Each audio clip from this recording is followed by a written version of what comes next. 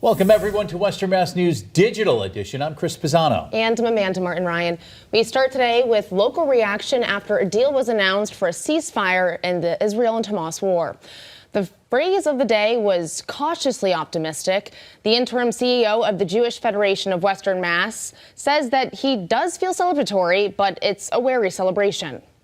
Western Mass News also spoke with a well-known local advocate for the Palestinian people, Priscilla Lynch, who also states that there is cautious optimism, but notes the dissatisfaction in the United States government alleged role in the war. The common ground being that both sides want this war to end. Mass State Police honored a new class of graduates today. The 91st Recruit Training Troop graduation was held inside the Mass Mutual Center in downtown Springfield.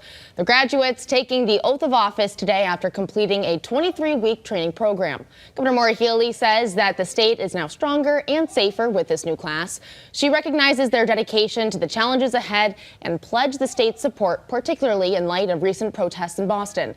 Today's new officers come from 79 cities and towns and will be assigned at barracks across the state.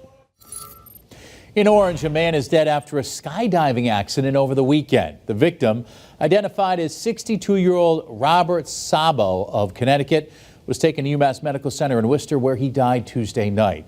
The cause hasn't been determined, and the incident is still under investigation at this time. U.S. air travel has been impacted by the government shutdown, as we've been talking about all week. Passengers at least 9 major U.S. airports face delays due to staffing shortages. Air traffic controllers, considered essential staff, are required to work during the shutdown, but they're not being paid. The Transportation Department admitted to seeing more sick calls, which could force controllers to pick up second jobs to make ends meet. We've reached out to Bradley International Airport in Windsor Locks, Connecticut, and Logan International Airport, as well as Worcester Regional, to see if they're experiencing delays. We're told all three haven't been seeing any impacts as of now.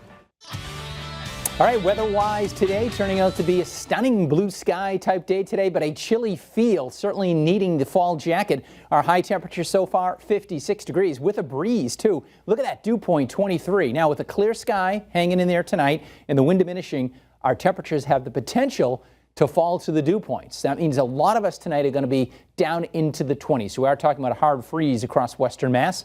We'll be cooling quickly. By 8 o'clock, we're in the lower 40s. And I would say probably by the wee hours of the morning, say 2, 3 o'clock, we're already at that 32-degree mark. And we're going to stay below 32 probably for at least a few hours from about the wee hours of the morning into the early morning hours of tomorrow, like 8 or 9. So we are talking about a killing freeze overnight tonight. It's going to be a beautiful day tomorrow. We'll warm up quickly. Temperatures in the afternoon tomorrow, blue sky and sunshine will top off around 60 degrees. So temperatures tonight, just for example, lots of us are going to be in the 20s, from 25 in Worthington, 27 in Northampton. I would even maybe knock off a degree or two here. So we are talking about a killing frost, freeze warning for all of Western Mass, except for where the growing season is deemed over. Bottom line here, we're all in the 20s overnight tonight.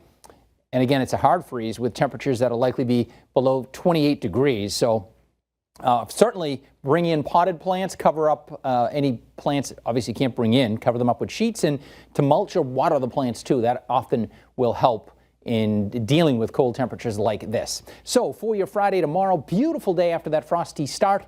Lots of sunshine, lower 60s. Saturday will probably starting in the middle and upper 30s, so frost not as much of an issue. Just some high clouds, a really nice day. And then Sunday, it does look like things will be going downhill. Likely start dry Sunday morning, and then at some point in the afternoon, rain's going to be moving in. Just the exact timing is a little bit up in the air, but obviously Saturday looking to be the better of the 2 weekend days. So we have high pressure that's going to stay in charge for tonight, tomorrow, Friday, and for, well, Saturday as well. Here's that area of low pressure. It's going to slide up the eastern seaboard as we head into the upcoming weekend. That should be 60 degrees, not 69. It's going to be chilly on Saturday, and it looks like at least a few showers will linger into your Monday as well. That system is going to be sitting offshore. Again, how close it comes to us will determine how much rain we get, but it's going to come close enough to bring us at least some rain late Sunday, Sunday night, and leftover showers on Monday. All right, that's your forecast. We'll see you at 4 o'clock. Amanda, Chris, back over to you. All right, Dan, thank you. Today, the National Oceanic and Atmospheric Administration announced the arrival of La Nina. It's a natural climate pattern that's marked by cooler than average water temps in the equatorial Pacific. La Nina experts an influence on global weather. Its arrival sets the stage for several months of weather marked by its presence. This season, La Nina conditions are expected through at least February. Usually, La Nina winter makes the southern half of the U.S. drier than normal. Parts of the Northwest and Ohio Valley are a bit wetter than normal.